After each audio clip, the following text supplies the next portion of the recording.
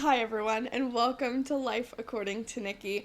This is being recorded about an hour after I recorded my last episode. All that has happened in that time is I went down to eat lunch, I Marco Polo'd back a friend, and I took a typing test.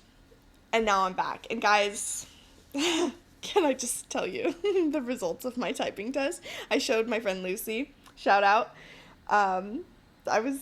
After I finished with that last episode and talking about my typing and blah, blah, blah, I was like, before I had already uploaded it and then I took the test, but I was like, maybe I should make sure that I've still got it, that, I'm as fast as I think I am. Guys, I am happy to report I do have picture proof that my typing test, in a 1-minute typing test, my speed was 83 words per minute with 98% accuracy. So, I'm feeling pretty good about myself right now. What have you guys done today? Are we kidding?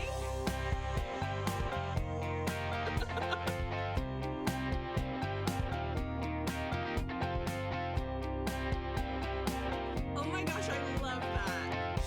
Alright, first thing I'm going to talk about that I've watched was Never Been Kissed. And I actually recorded a little bit of on a previous day when it was seconds after I finished watching it, and I went on this super long rant, which I'm probably going to cut down, but I'm just going to insert that here to tell you about my thoughts on Never Been Kissed, because I've never seen it before. I watched it for the first time, and holy crap, what was that? So here's my thoughts on Never Been Kissed.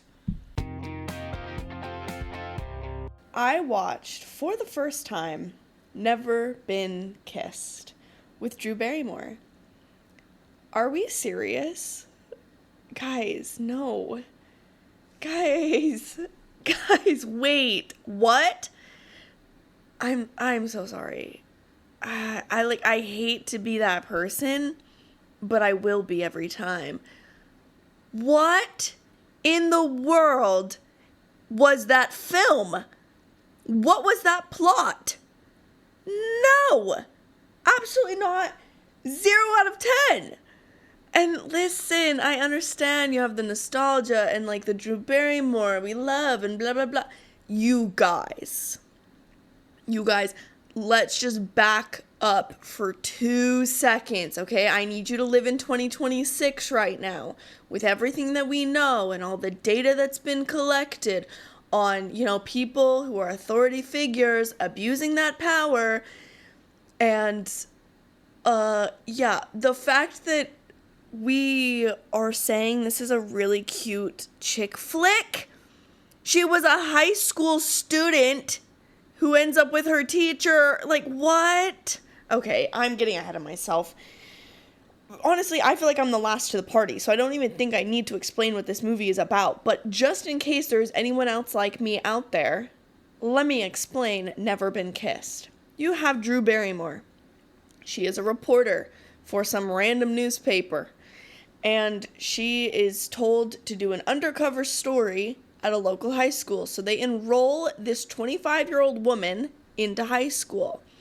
And when she was in high school back in the day, I think it was the 80s, I guess, timeline-wise, she was bullied severely. She was a, geek, not well-liked. She had the braces and the frizzy hair and the, everyone was mean to her, and she was smart. That girl, the stereotype that we all used to grow up on. So she goes back to high school, and sure enough, she is still the unpopular weirdo chick. And granted, she is being so weird. She's 25 years old in a high school. And none of you are suspecting that she's that old. I mean, I know I look young for my age, but I don't think I could pass for high school aged. What? Okay, whatever. We're just gonna look past that. Movie magic and all. But she develops a crush on her teacher, but also simultaneously kind of likes this other 16, 17-year-old guy in her class. That was freaking weird because, I'm sorry, she's 25. She's 25 years old. And then her brother, because she's not popular and apparently she needs to be popular in order to, like, get the story and the scoop. Also, there was not any sort of direction that she had. It was just she was told to go undercover in this high school and then just get a story. What story? I'm sorry. What are we reporting on? What are we even saying? There was no direction, and there was a bunch of side characters in this movie that made no effing sense. It was just, in my opinion, bad writing and bad directing. But her brother is this kind of like bum. He works at some tiki postal shop. The point is, he like has never grown up, and he's 23. And he still lives out his glory days of, you know, wishing he would have gone pro in high school and, like, been scouted or whatever. So he then enrolls in high school so that he can go undercover, so he can get onto the baseball team and, like, be scouted, and also so he can help his sister in becoming popular. So, of course, he goes, enrolls in school, he's popular 1 second later, and then he helps her get with the in crowd or whatever. The whole time, there are some very intimate scenes with her teacher that are so effing uncomfortable that I actually had to skip. I was like, no. And granted, I know that I am extra sensitive to this type of content due to my area of study.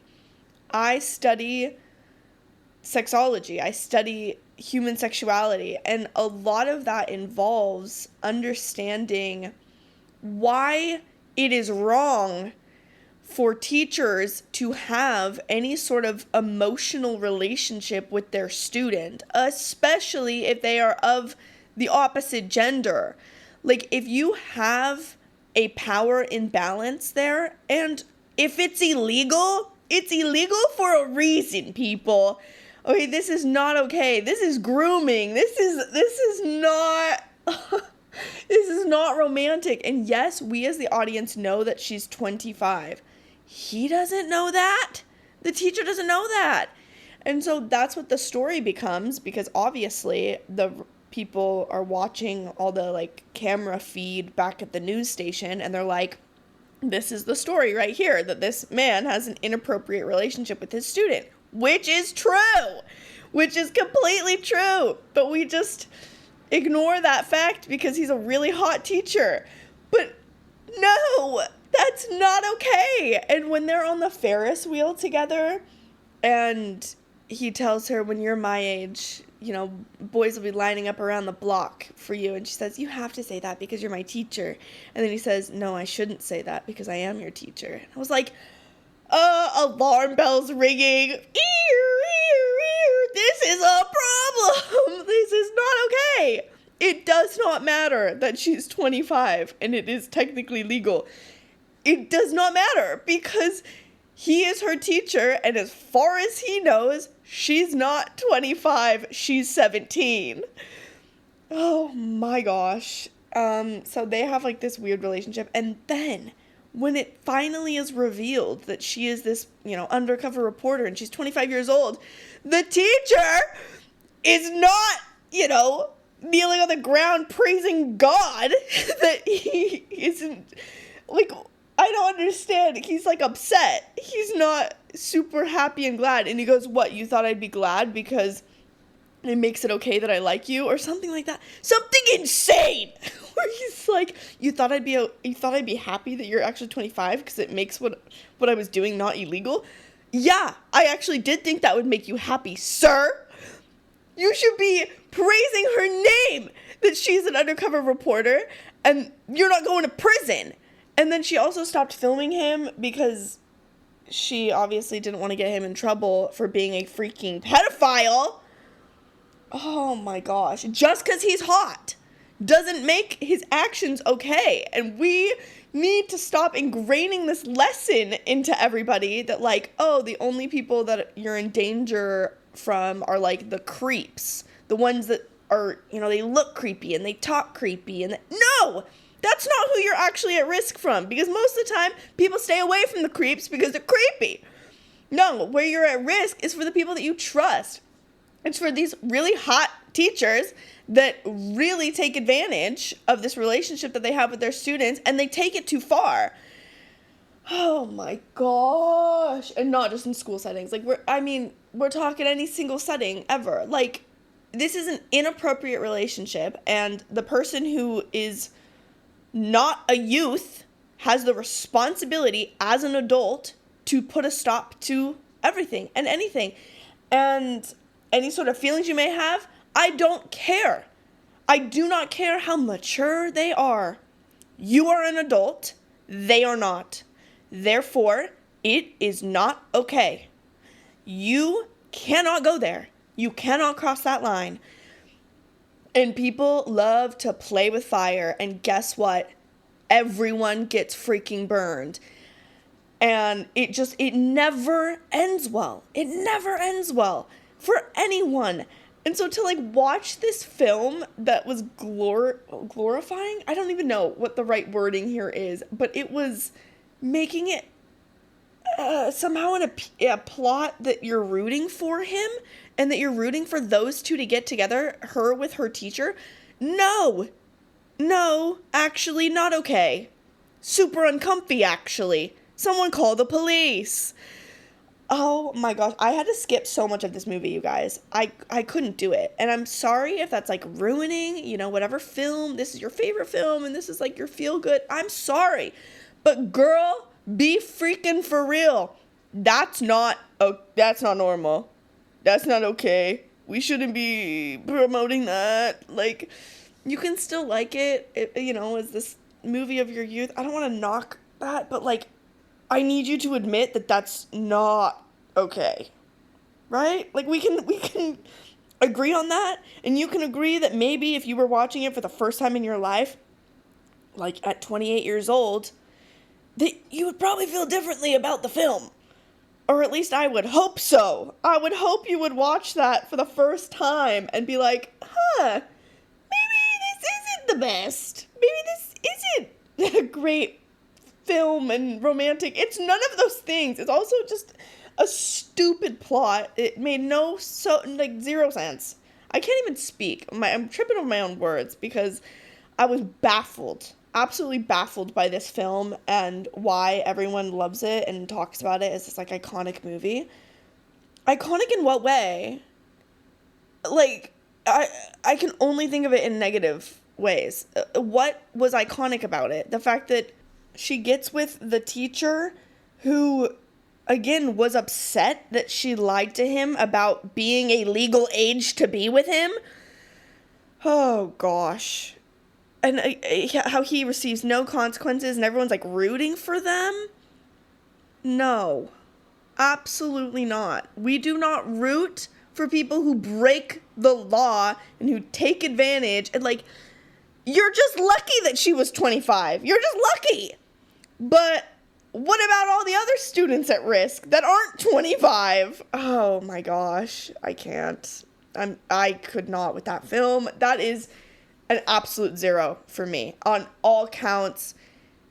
Even with the horrible plot aside, it was just terrible writing. I did not enjoy it. I didn't enjoy the side characters. I didn't like the acting. The costumes I didn't enjoy either. There was just nothing about that movie that I liked at all. And I was so deeply, deeply uncomfortable with the plot on just a moral and ethical level. And, we can say all day that I take it too far and I look too far into things, but I actually disagree with that. I'm going to push back on that because yes, it's a film, we're here for fun and for whatever, but it's films like these that perpetuate this narrative that we see as normal, that we see as enticing, that we see as romantic. And, if you saw this as a youth, if I watched this as a young, 11, 12, 17-year-old girl, and I saw this movie. The teacher is very, very, very good looking, and he is absolutely like my type of good looking, like absolutely my type. That is the teacher. I found him extremely, extremely attractive. So if I at like 11 or 12, maybe even in my teen years, watched this movie, I would have 100% thought it was so like romantic, and how awesome it was that like she got to end up with this teacher because she was 25, and like, oh, it was meant to be. And I wouldn't have registered in any way that that's extremely inappropriate, and that the teacher actually had a responsibility to never let it go there. So then who's to say, you know, in some scenario, if I had like a really good looking teacher, like I would have had a crush on them, and definitely like envisioned and fantasized scenarios in which like they fell for me and it was like possible for us to be together. I feel like that's a natural conclusion that would have occurred 100%. And, you know, if I was better looking and like really hot as a teenager, who's to say that that wouldn't have escalated to something? Because it does all the time. I think that's the thing that we forget. And now I am like hyper aware of within my field of study, is like, these are not rare things that occur. This is not just like a once in a while circumstance. Like, this happens all the time, and it is not just male teachers to female students. In fact, it's a lot of both, okay? Female teachers to male students. That is a very common thing that happens in schools all around the globe. And it's not okay. And it can feel really enticing, and, you know, the forbiddenness of it is really compelling to youth, especially. Anything forbidden in general, like, has quite an appeal to us as humans. We love novelty. We love the feeling of, you know, getting away with something. Like, that gives you an adrenaline rush. It releases certain chemicals in your body, which is why it's a behavior we seek after. But it's not always sending you the right signals, like being forbidden and sneaky and stuff. It may send you these immediate chemicals that feel good and feels exciting and is enticing and all these things, but then it fades pretty quick because you're not living in reality. And then it also comes a lot of times with guilt and with shame and with remorse and regret. And those are feelings we don't love. And so then we seek after the novelty or the forbidden even more because we want to cover up those feelings. And when you are a youth and you do not have literally the brain that is capable of thinking ahead and not just being driven by impulse, like, you are primarily driven by impulse because of where your brain is at developmentally. Like, you are given the keys to like this brand new car that you have to like figure out how the gas and the brake works and how sensitive it is and stuff. Whereas like adults, you've been driving it a while and you know how much gas to give, how much brake to give, how to make it so it's not like such a jerky ride, you know, living in your body. But you don't have that as a youth. You know, you're figuring it out for the first time, and it can be quite overwhelming, and everything can feel like the end all be all. And it's very normal because that's what's going on in your brain and what parts are super active. And again, the frontal lobe is not closed. That really matters here, people. So all of this to say, when you expose these type of storylines to youth, especially, who cannot differentiate between like, you know, truth and reality and fantasy in a lot of ways, we run into a lot of problems. And I know it's just a movie, but is it just a movie? Like, how many young women and young men watched this film and then got themselves into a situation that was not their fault because they were a youth and they trusted adults that really misused their power and their positioning of authority and took advantage and it was fun and exciting for a time, and now both parties have to live with that regret in a lot of ways. Maybe it is still a secret, I don't know, but it's so much more detrimental to people than just, oh, it's a silly story. Like, this type of story is quite real for a lot of people, and it's not okay, and it's also not the fault of the youth, and they very much feel like it is. It is the full responsibility of the adult. There is no part that is on the youth, because it is up to the adult to say no. Truly, truly, truly. Oh gosh, guys, it was just not for me. No to Never Been Kissed. Okay, other things I have watched recently. First up, we have Oh Hi. That is O, hi, H-I, exclamation point. This is probably something none of you have ever heard of, but I actually really liked it. I thought it was delightful. I thought it was funny, kind of an interesting, quirky concept. It felt very much like just some people who are passionate about film got together, had this idea, wrote the script, and filmed it. There is exactly 5 people, I believe, in this film. Very small cast. But it was awesome. So it has Logan Lerman, who he was on... I always get him mixed up with the guy who was on Teen Wolf. He looks just like him to me. Oh, what's he been in that you guys might know? We Were the Lucky Ones? He's in that. Hold on. Who am I mixing him up with? Logan Lerman and the other guy from Get Help. Get Help. Hold on, everybody. Please pause. Get Help. Actors. It is... Oh my gosh. IMDb, please. Why do I even Google anything when I have IMDb? IMDb. But now I gotta go through like 12 questions when I go on IMDb. Because they're like, do you want to pay? No. Don't be stupid. Of course I don't want to pay.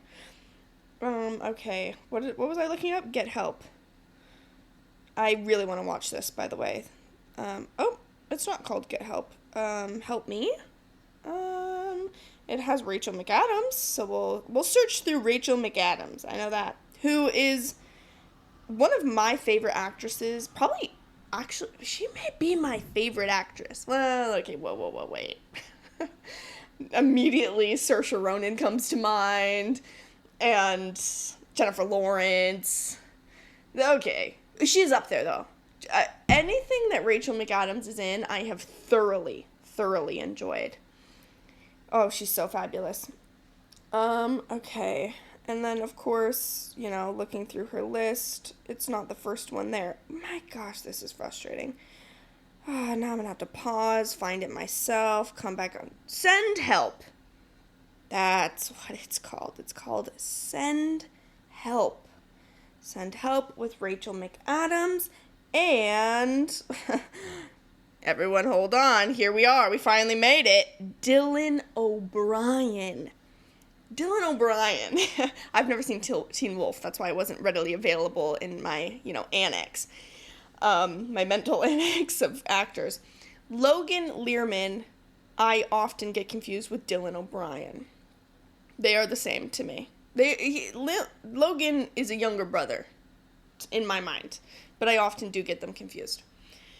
So anyways, he is the main character, Logan is, and then Molly Gordon, never heard of her before, she is the main lead, the main female. The story itself is so funny. You should really watch the trailer. But basically, they have been dating, and they've been dating for like 4 months, I think, and they decide to go on this weekend away. So it starts off with them driving to... It must be Ohio, but the sign it had the letters out, so it was Oh Hi. And so that's where kind of the name of the film comes from, Oh Hi. It's a fun little play on words. Well, they go to this remote cabin. It's so sweet, and they're just having a delightful time. Well, in the closet of their Airbnb, they find some BDSM, just basically stuff to tie you up, like handcuffs, but also ankle cuffs. So a little strap on for the bed. And they decide that they're going to try it out. So she gets strapped in first. And then immediately panics. And she's like, wait, actually, I don't want to do this. She goes, but do you? Do you want to be tied up? And he goes, okay, yeah, sure. So she then ties him up. So his wrists are chained to the top. The bed frame is like barred, kind of. So he has his hands in the chains and then his ankles in chains. All right. They have a great time. It's delightful. And I believe they end up falling asleep. Anyways, it doesn't matter. What matters is when she's going to uncuff him, she mentions something about them, like, being in a relationship. Because, hello, duh. They're on this weekend trip. They've been dating for months. Like, yeah, of course they're in a relationship.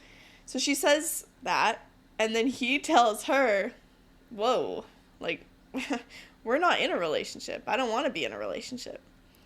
So then she, stops unlocking him from the cuffs and instead freaks the freak out. She's like, what do you mean? What do you mean we're not? You've done all these things. Like, how did you think? What did you think I was going to think? Of course we're in a relationship. And he's like, yeah, no, I'm just here to be here, like, I don't want a relationship. So she then leaves him locked up and goes out to her car to, like, call her mom. She calls her mom, and her mom basically gives her the advice that he just doesn't know what he wants. You need to show him what he wants. She's like, okay, that's a great plan. So she goes back upstairs, and she's like, how about I just keep you chained up for 24 hours, and I convince you to be with me. And, if at the end of the 24 hours you don't want to be with me, that's fine. We don't have to be together. Of course, he does not agree to this, but he has no choice because he's chained up.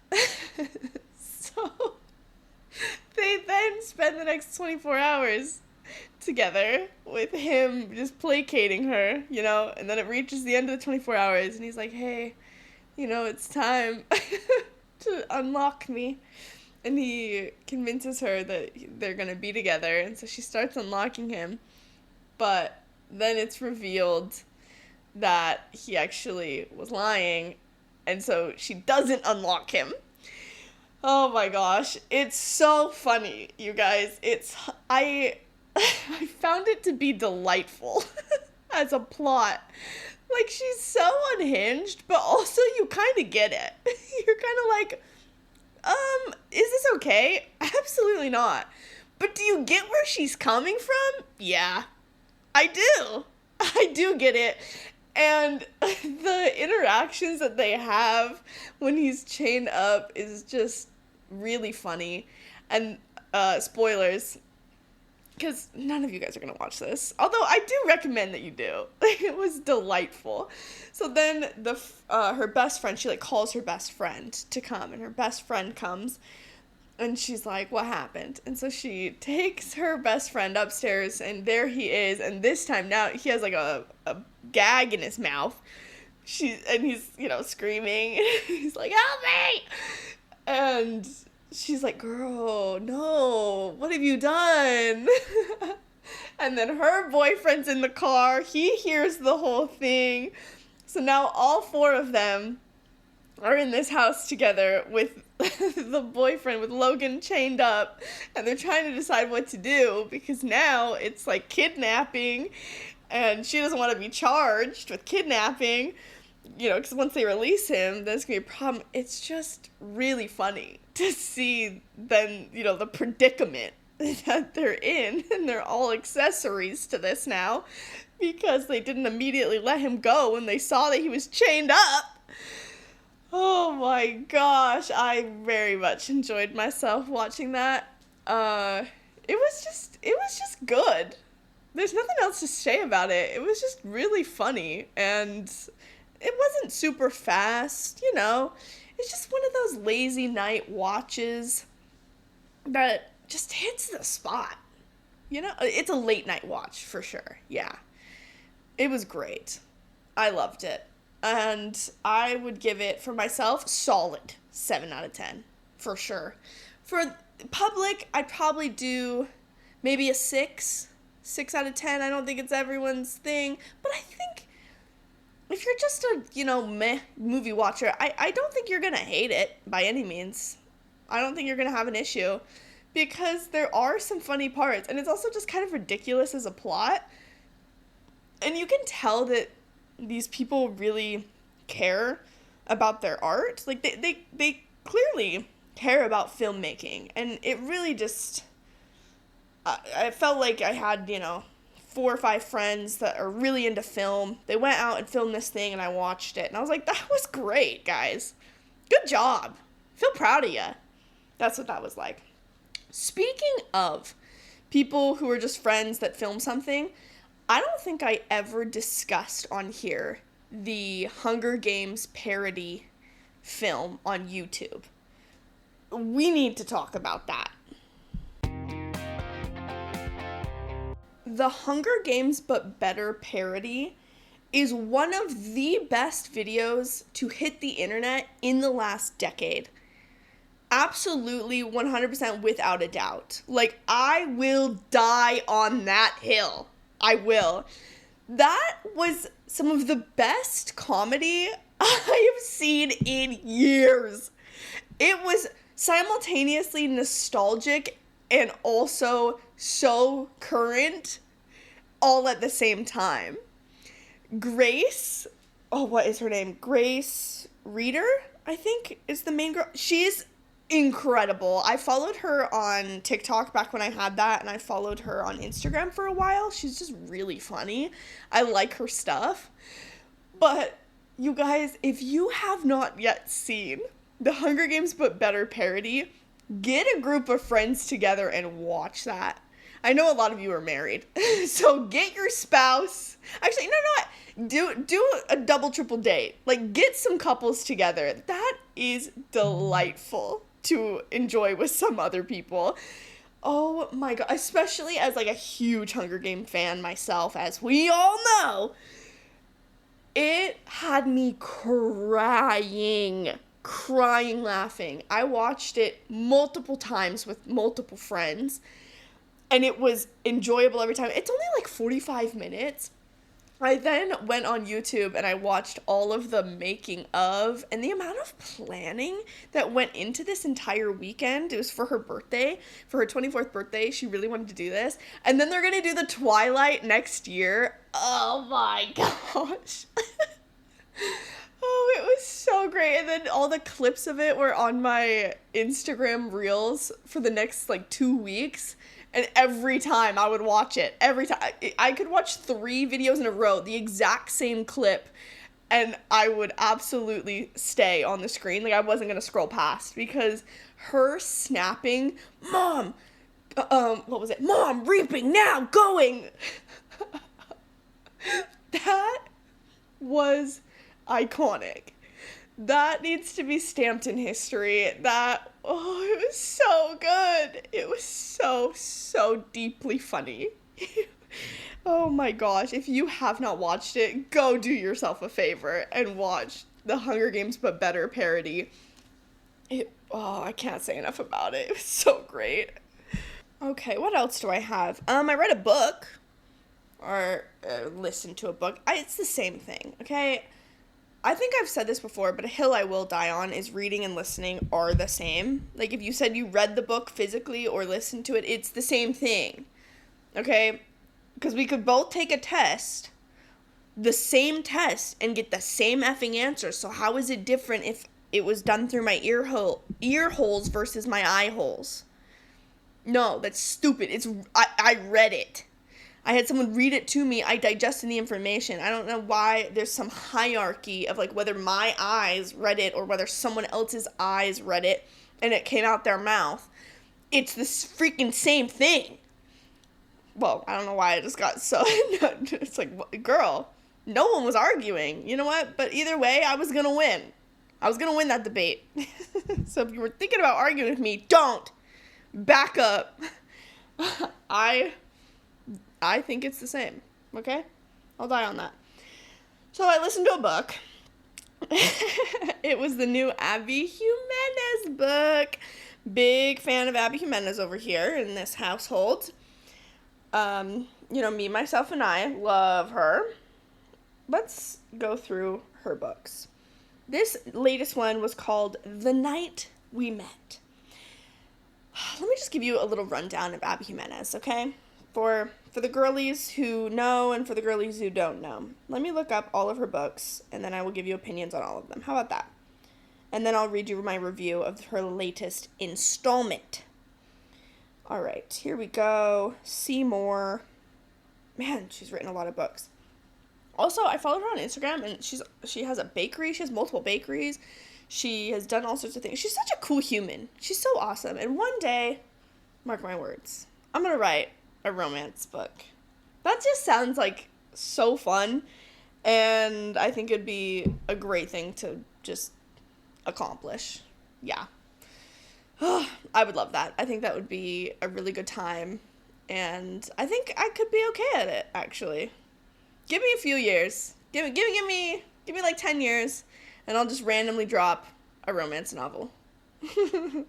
That sounds fun. Especially with all of the maladaptive daydreams I have and the fact that I am a lucid dreamer, like, my imagination be absolutely going. And then I study relationships and sexuality and, like, romance, and all of those things are just so interesting to me.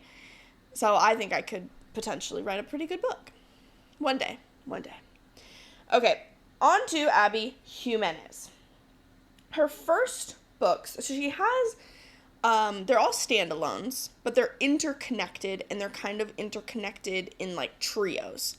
So her first 3 are going to be The Friend Zone. Then it goes The Happily Ever After Playlist and Life's Too Short. Those are the top 3. The Friend Zone, that one was not my introduction to her. My introduction to her was The Happy Ever After Playlist, which to this day, one of my favorite books. I loved it. Loved it. It's so good.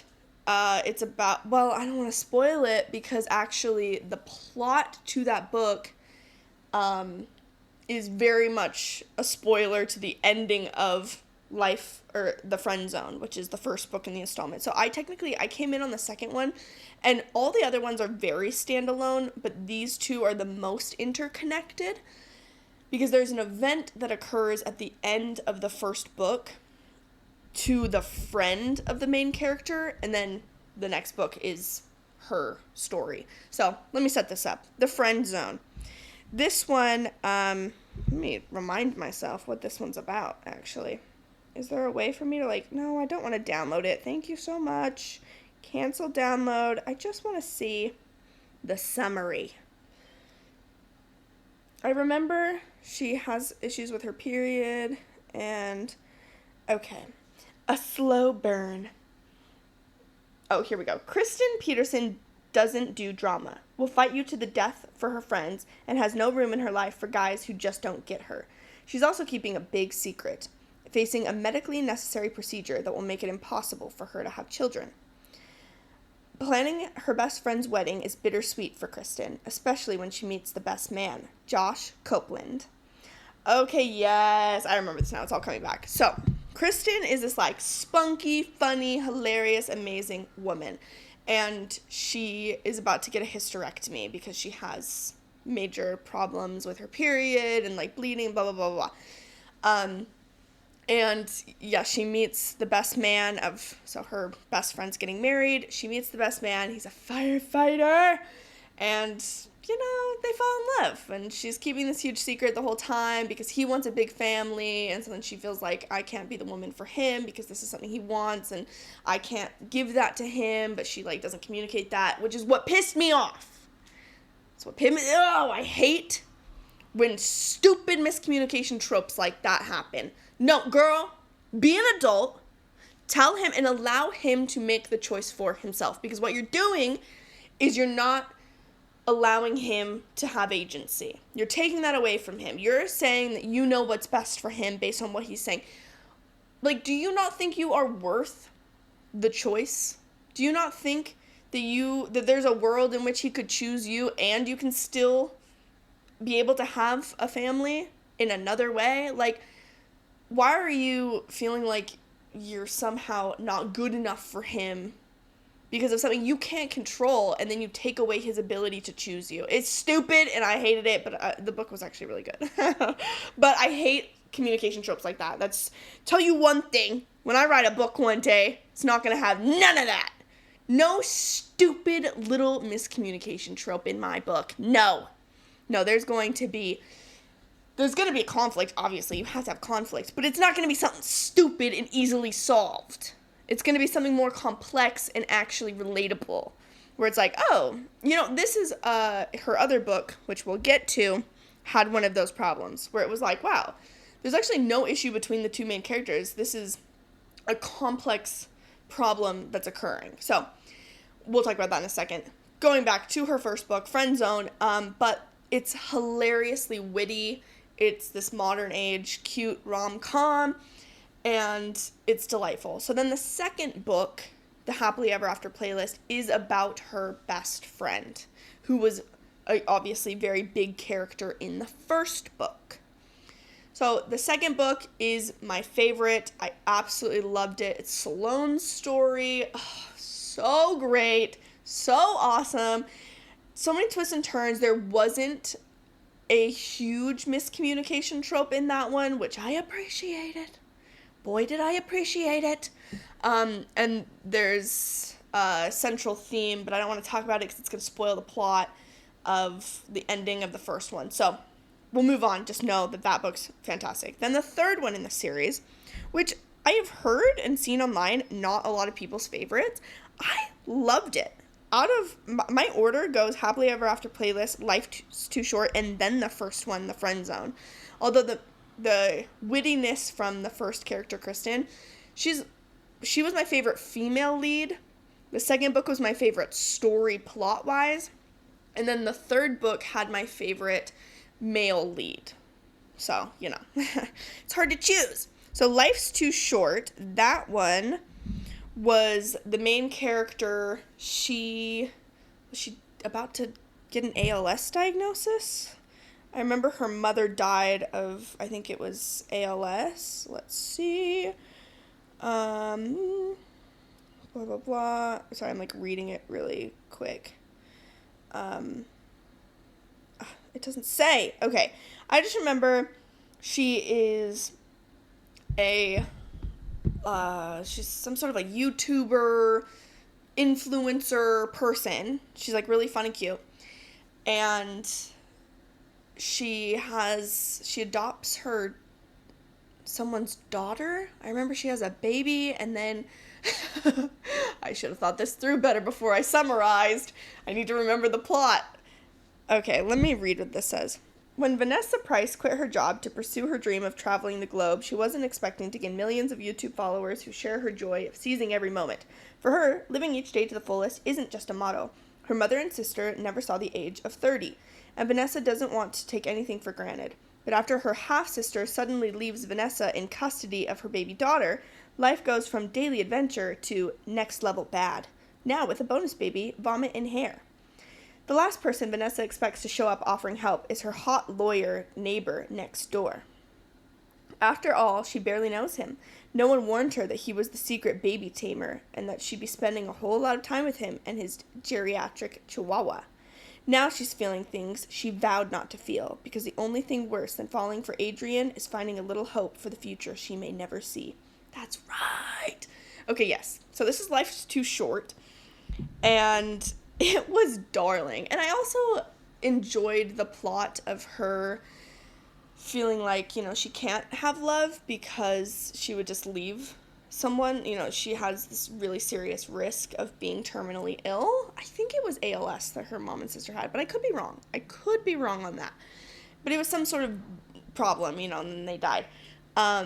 So that book's a darling. And then I remember that the guy had this really, really, really intense fear of flying.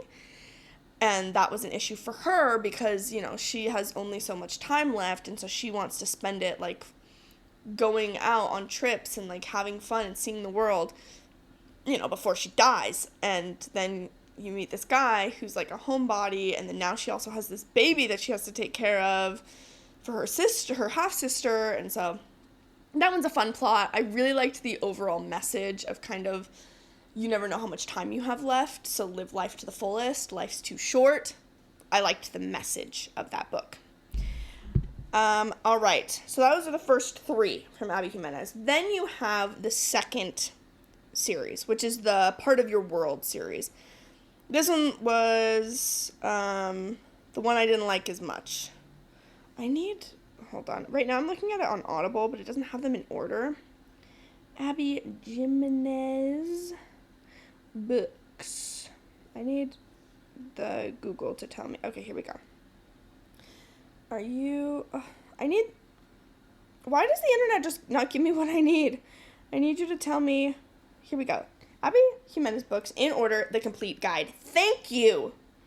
Thank you, Emma Kubelis, for your blog. Okay, perfect. Next up, we have Part of Your World.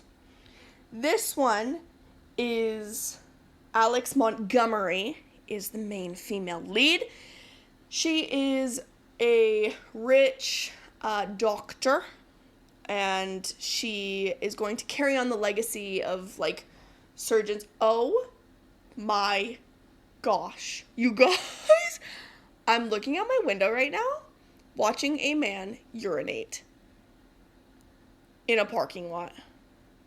Oh my gosh. I just I just saw that.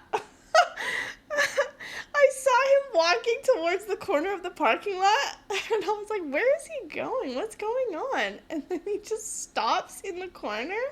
Oh my gosh. There is no bushes, nothing. He just peed just now. He just publicly urinated. Clearly he had to go. Oh my goodness. Sir, I'm trying to talk about Abby Jiminez up here, and you interrupted me. Oh my gosh. Okay. Getting back on track here. All right. Where was I? Okay, so she works at this hospital, and she has to, like, take over for her, is she married? I think she's married. Hold on. Let me read the summary. Alex Montgomery's life has been laid out before her since she was born. Carry on the family legacy of world-class surgeons. But after a bet introduces her Daniel Grant, a swoon-worthy carpenter 10 years her junior, and the antithesis of everything her family wants for her, Alexis's goals begin to shift. Did she ever really want to be a surgeon? Or was she just doing what she was told? What does she want? As she spends more time in Daniel's small town, she begins to fall for a slower life. A life with Daniel. But if she wants to change her world, Alexis will need to make some tough decisions. I feel like we're leaving out the part, I think she was married and then gets divorced. Am I crazy? I feel like that was her plot. Pretty sure. Pretty sure. Could be. No. Is it the second one? Contending with her divorce and her ailing brother. She can't seem to catch a break. Oh, I guess it's the second one. Okay, whatever. I just remember I didn't really like Part of Your World. The age gap difference thing, not really my personal trope. I don't really care. It's not hot to me, and I didn't really care for this one. So that one was a pass. I don't know what my ratings were. let me go to my Goodreads. I have like 4 apps open just to try and explain these plots to you guys. Okay, part of your world. Here we go. Part of your world, I gave 3 stars. Just to backtrack real quick for the other books. I gave Jiminez. Please hold. Could I pause the recording? Yeah, sure. Why would I though? Alright, I gave The Friend Zone, which is the first one, 4 stars. Second one, 5 stars. Third one, 4 stars. Part of Your World, 3 stars. So, we're going down now. The second one in that series is Yours Truly, which, that one, it was cute. That one is the very, Happy Sunshine trope, if I remember correctly. Yeah, because she thinks he is, this very serious guy, and she's dealing with trust issues from her divorce. But that one was really cute. And after I read that one, I did sign up for Be the Match, which, it's crazy that, a fictional book made me feel that inspired. Here was my Goodreads review of Yours Truly. Here's what I said. What did I do after reading this book, you may ask? I signed up for Be the Match because I was so inspired by a fictional character's willingness to give up his fictional kidney. So I guess you could say this book was life-changing for me. It was cute and fun, and I absolutely loved the ending. So, there you go. There's Yours Truly. That one was cute. I enjoyed. Could you shut up, you motorcyclist? Ugh! I hate motorcyclists.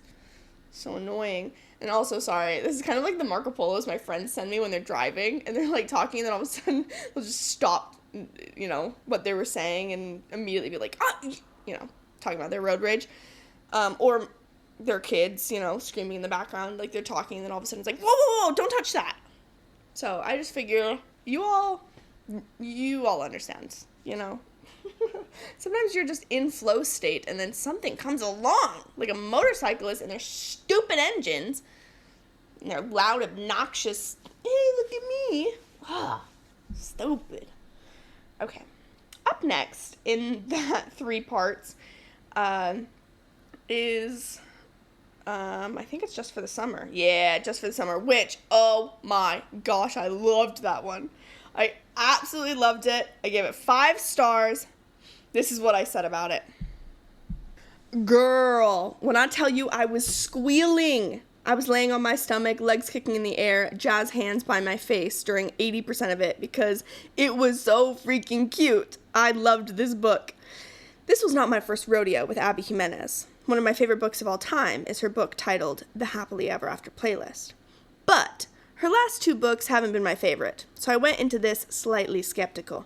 And she had me hopping right back on the I love you, Abby Jiminez train, swinging my Toilet King t-shirt above my head, saying, now this is love. This is what I'm talking about. She single-handedly helped me stop hating men this month, which is a very hard thing to do because I'm on dating apps and I constantly lose the hope that good men exist every day that I swipe. So thank you, Abby, or should I say, thank you, Justin, to my new fictional book boyfriend who I will now compare real humans against.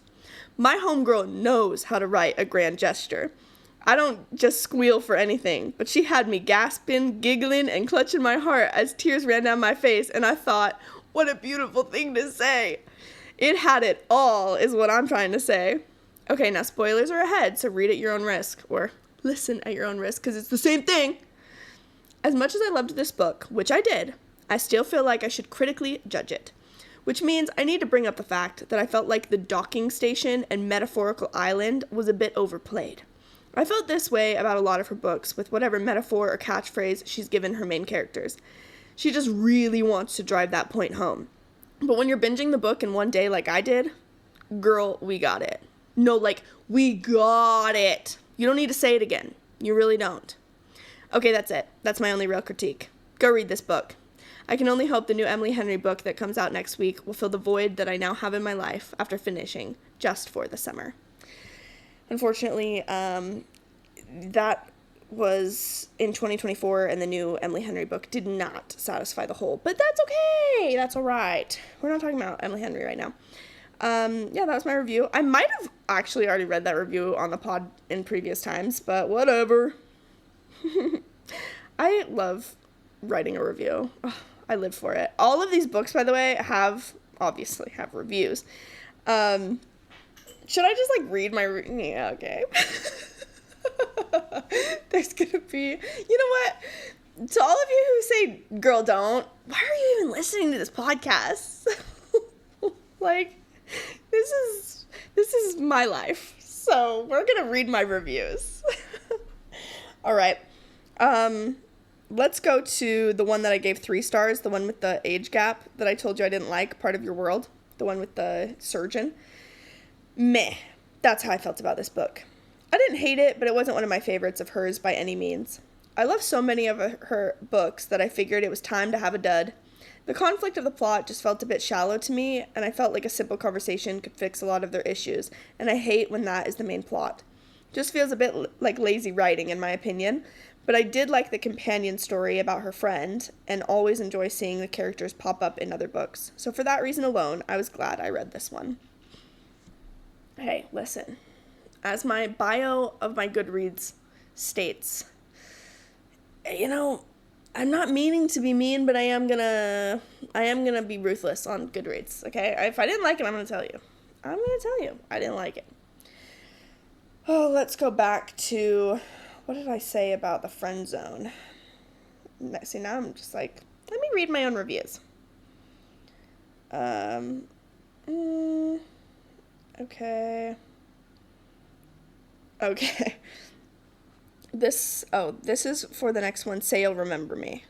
Okay, hold on, sorry. I'm getting sidetracked because I'm clicking on all my reviews now, and now it's out of order. All right, so we have now gone through her 6 books. So Just for the Summer, that one was just so fun. It was about these 2 nurses, they're friends, and they go to this small town because they're traveling nurses, and she falls for a local guy. Oh, it was just so good. It was just delightful. I really enjoyed it. I really did. So I thought Just for the Summer was a great time. All right, her latest book is the first book in her new installment. Oh, no, I lied. I lie. Okay, so now we're on to the next, like, little trilogy of, interconnectedness. Say You'll Remember Me. This is the one that I was talking about earlier where I said there isn't a small miscommunication, like it's real life issues, which I loved. I absolutely loved. I gave this one 4 stars, and I just thought it was amazing. So this is what I said in my review. All right. I said, girl, you don't even gotta ask. Yes, I read it in a day. Yes, I loved it. Yes, I will continue to read every book that this woman writes until the end of time.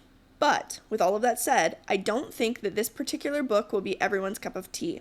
But it must have been the chocolate milk tea from Coco, because it sure was mine. Let's start up at the top with all the reasons why I loved it, and why I believe the girlies who love fantasy will hate it. No spoilers. There were no small miscommunication tropes. Immediate 3 stars from me if you don't have some stupid conflict that could be resolved with literally one conversation. Nothing does it for me quite like honest and open communication with a man saying exactly what he wants and how he feels. That and a color-coded Excel spreadsheet. Both are guaranteed to turn me on. But if you live for the drama, then you'll be bored. It felt so real and authentic. I was convinced that I was reading about 2 adults with financial issues and complex family dynamics.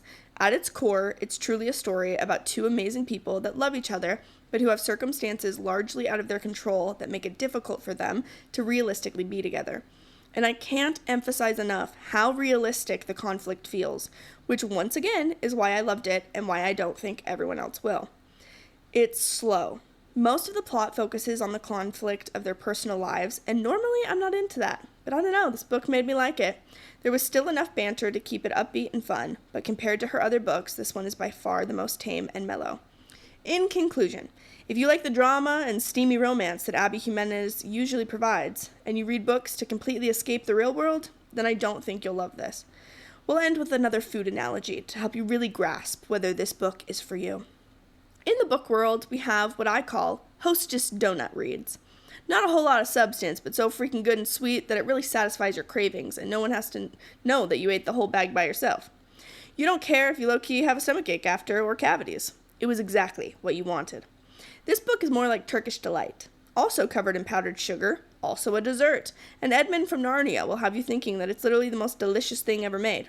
But if you've ever actually tried Turkish Delight, you'd know that it's not super sweet. It's thicker, takes longer to chew and swallow, and can't be inhaled like those donuts. Again, not for everyone, but I love me some Turkish Delight, so I was vibing. Okay, that's it. That's my full review. I'm gonna go watch Narnia now and wish I wasn't in Australia so I could get my hands on some real Hostess donuts. Eat some for me, will you? So, this book, the conflict of it is, so they meet the day before she's moving, and she's moving back home because her mother has dementia, and I think she loses her job. I just remember she's moving back home to help with her mom, and he has just opened up a veterinary clinic. So they meet, they have this incredible connection. They clearly are just made for each other, but the circumstances that they're in are not changing anytime soon. That's not a small miscommunication. Like, they are very open and honest about how much they like each other, but he can't just abandon his vet clinic. He just opened it. He has these loans that he took out. It's going to be, 5 years before he even, makes enough money to be able to possibly even sell it, if that was a possibility. And then she is taking care of her mom. She cannot abandon her mother. Her mother needs this caretaker, and her mom's not that old. So this is going to be a while. It's going to be a long journey, and it was a big part of the story that her mom was not okay with being put in a home. So the entire family is very adamant on making it work, with, her taking care of her mom. And so then they try doing the long distance thing, but they're so far away. And then budget wise, it just wasn't working because to fly to each other, it just wasn't feasible. And then to be away, the time difference, so it was just real human issues, where you can meet someone and the timing is just wrong, And so it was so good to read this story about a real conflict, something that genuinely felt real and had nothing to do with the fact that with the main characters, they're perfect for each other, but they're adults with responsibilities and they can't just up and move their lives because of someone else, as much as they want to. So I really liked that. I liked the realness. I liked the complexity of that plot. So Say You'll Remember Me got 4 stars. Delightful.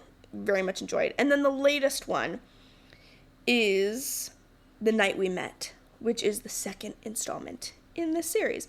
And I gave it, what did I give it? I gave it 4 stars as well. Okay. This was my review of The Night We Met. Now, The Night We Met is an interesting plot because you have the main characters and it's the girlfriend and a best friend. So you have Chris. He is the main guy. And Larissa is the girl. Or the woman, sorry. Larissa is the woman. And she is dating his best friend, Mike. So it's his best friend's girlfriend and him. Which was interesting as a plot because I think Abby did it really well because she could have really made Chris out to be a bad guy going for his best friend's girl, but she wrote it in a way that you really sympathized with Mike, that he clearly is more perfect for Larissa, that they are clearly better for each other, but because he is a good guy, he's not going to pursue anything. He's not going to cross a line. And so I liked that she showed this dynamic of Chris really respecting the fact that Larissa was his best friend's girlfriend. It was a fun book. I enjoyed myself. It took my mind off of the assignments and stuff that I have. So it was a good little one-day read. Here is what I said about it. I said, this is Abby Jimenez in her truest form. She had me about ready to pull my hair out from all the angst, just seconds away from screaming, "Stop being good people and just kiss already." She had so many lines that had me stopping in my tracks thinking, wait, that was actually deeply profound and will affect me for the rest of my life. As always, she had a core message that was heavily weaved into everything and was the catchphrase of the main characters. Out of all of her books, this one was by far my favorite and actually made me tear up at the end. By that, I mean, it's not my favorite book, but her main theme was my favorite, like the end message. Although Just for the Summer remains my favorite book that she's written, the core theme with the docking station in that one was just not for me. But the door analogy in this book, that freaking ate. No crumbs. Plus, it was nut-free.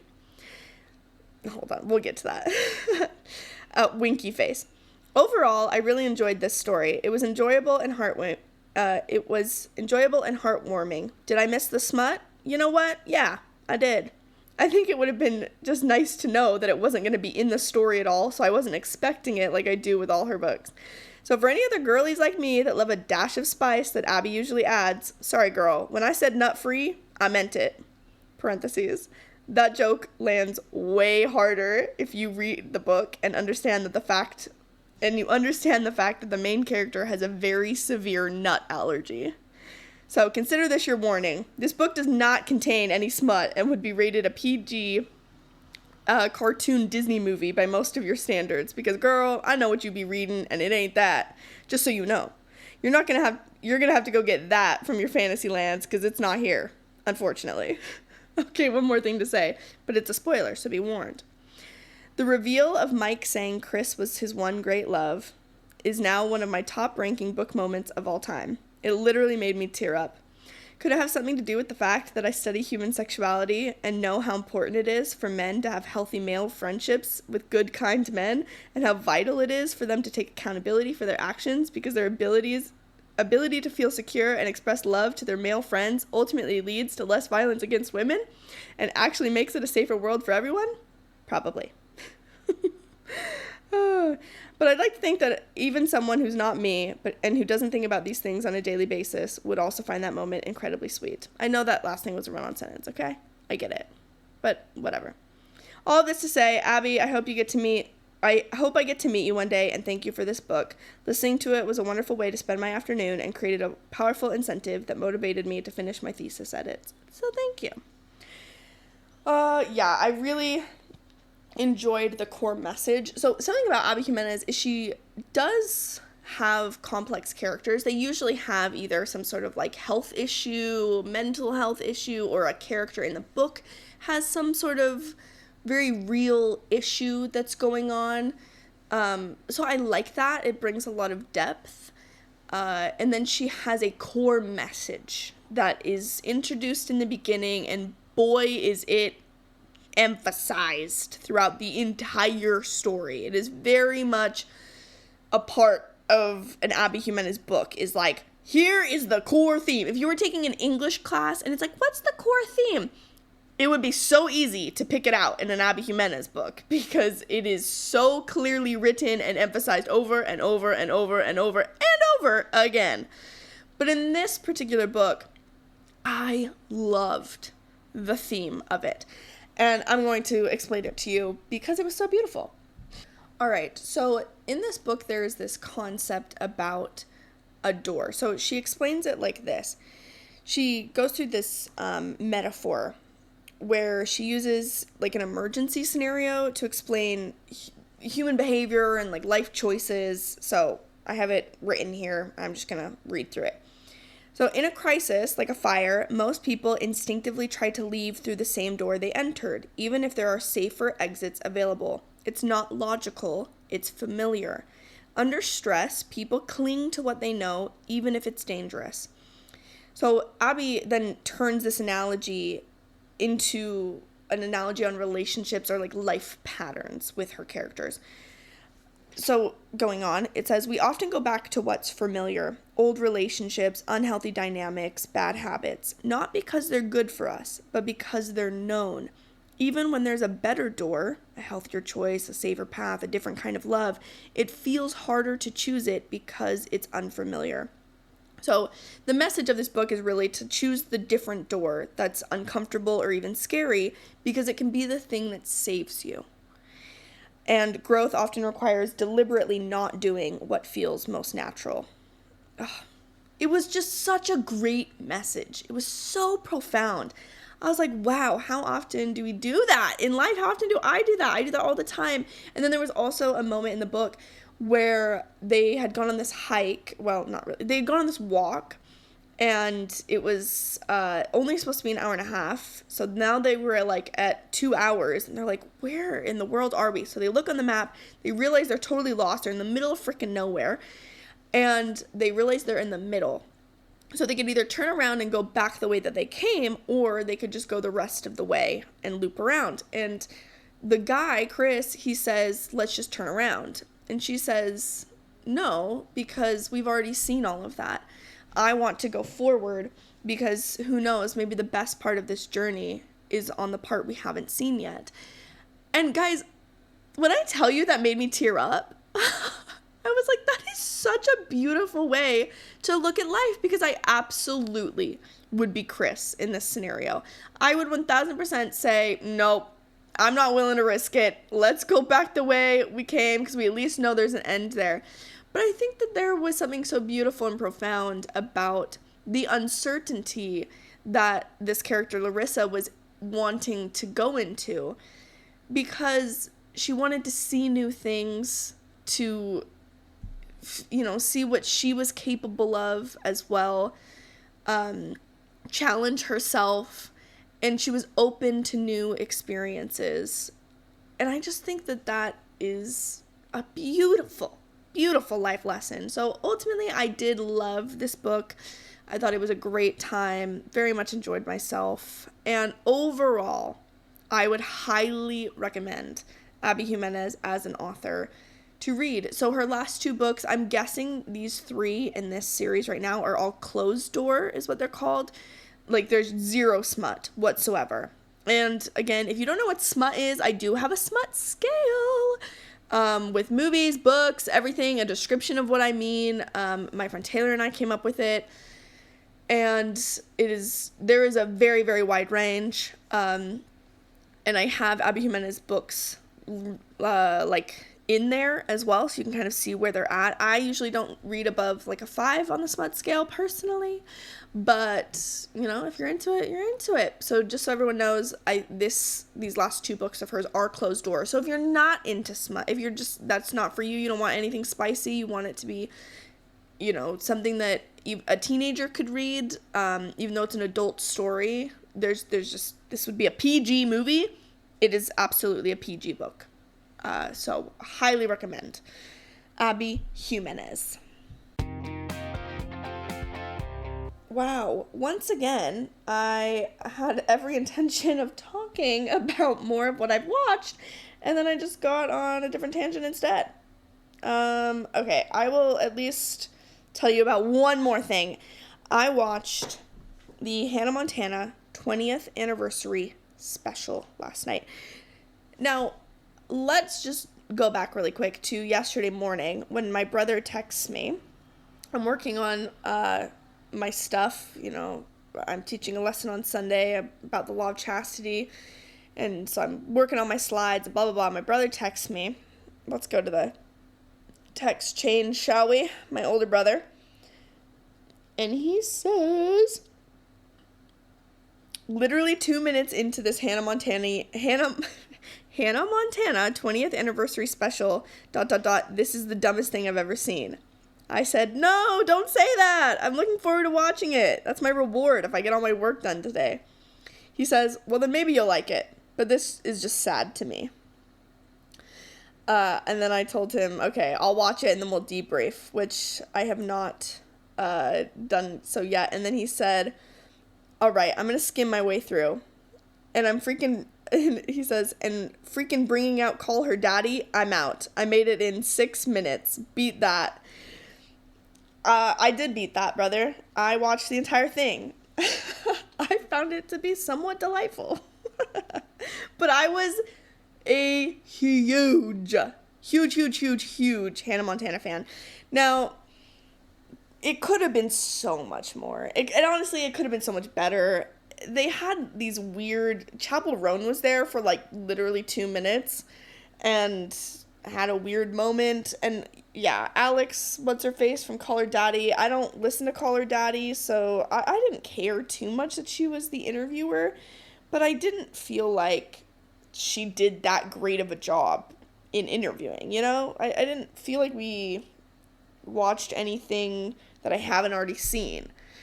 There were no questions that were asked that I didn't feel like I knew the answer to already. You know, I've watched a ton of stuff with Miley.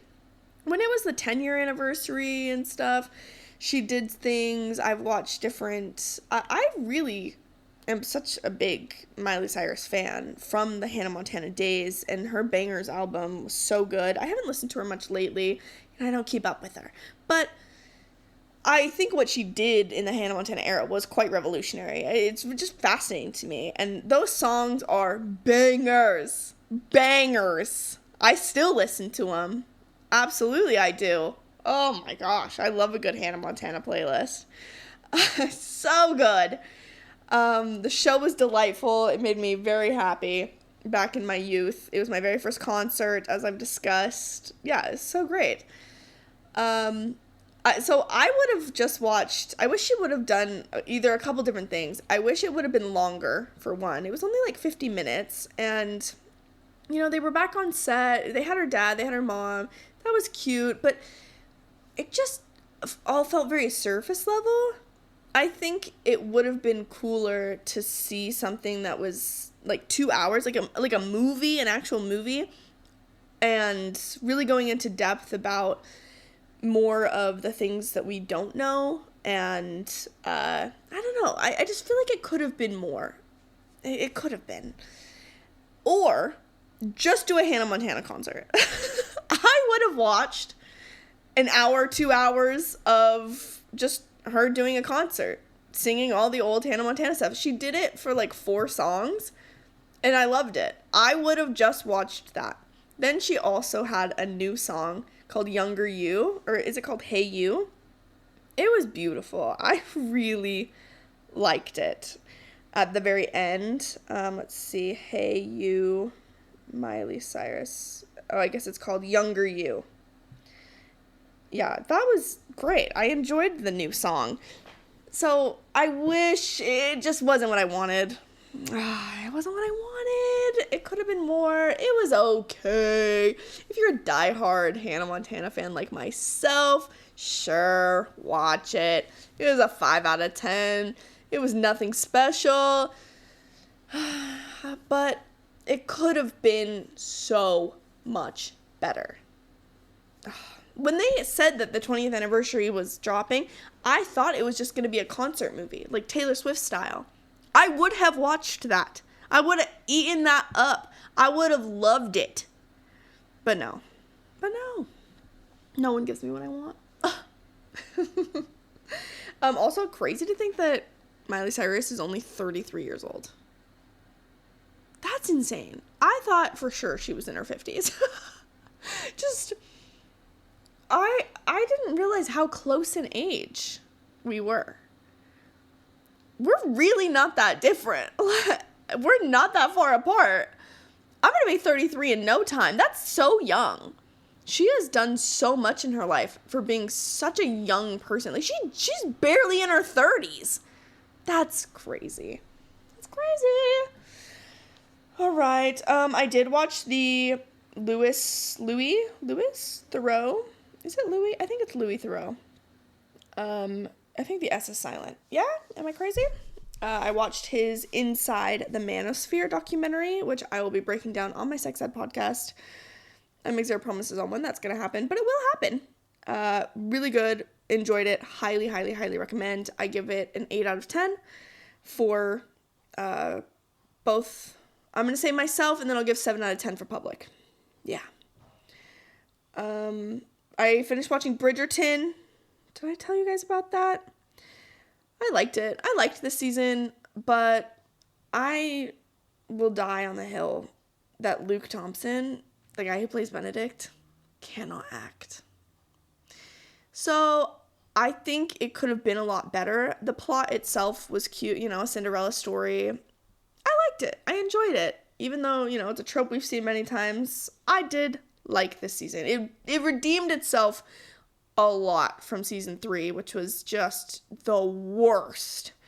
So this one was good, but he just can't act. There's no depth to him as an actor. It could have been so, if he was Anthony, what's his face? The brother. I forget what his name is, the actor that plays Anthony. If it was him, he is a fantastic actor. If he was playing this part, I think it would have been the best season. I really do. I think it would have been the best.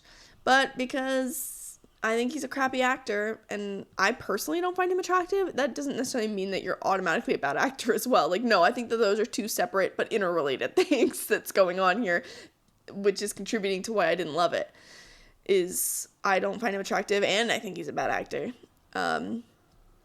Yeah, at least with season 1, I found him attractive. He was also a bad actor, but at least I found him attractive.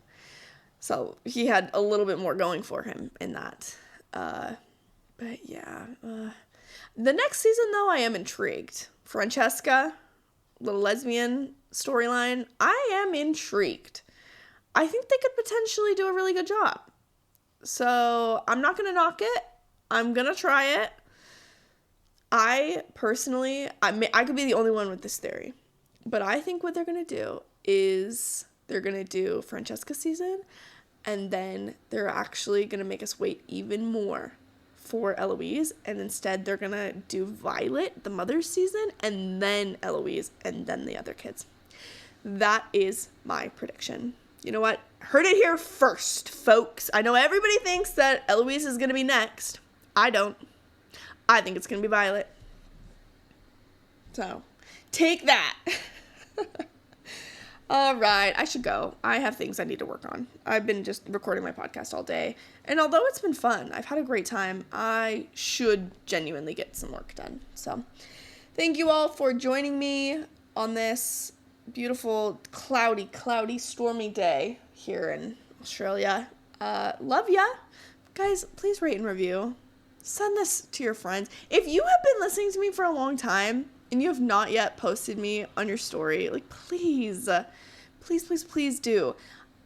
And tag me. I mean, if I do not repost, please do not take that personally. Remember, I don't have Instagram on my phone most of the time, so if you do post me on your story, I may just miss it. But if you post me on your story and I see it, I will absolutely repost. Life according to Nikki. Life, period, according to Nikki, is what I am on Instagram. My other Instagram, The Virgin Sex Educator, go follow that. That's going to be getting big here in T-minus 3 months. That's going to we're getting ready to take off on that. I just got to finish my master's first. But please rate, please review. Tell me you love me. Tell me I type fast. Love ya. Thanks for listening to my thoughts on life, because this is Life According to Nikki.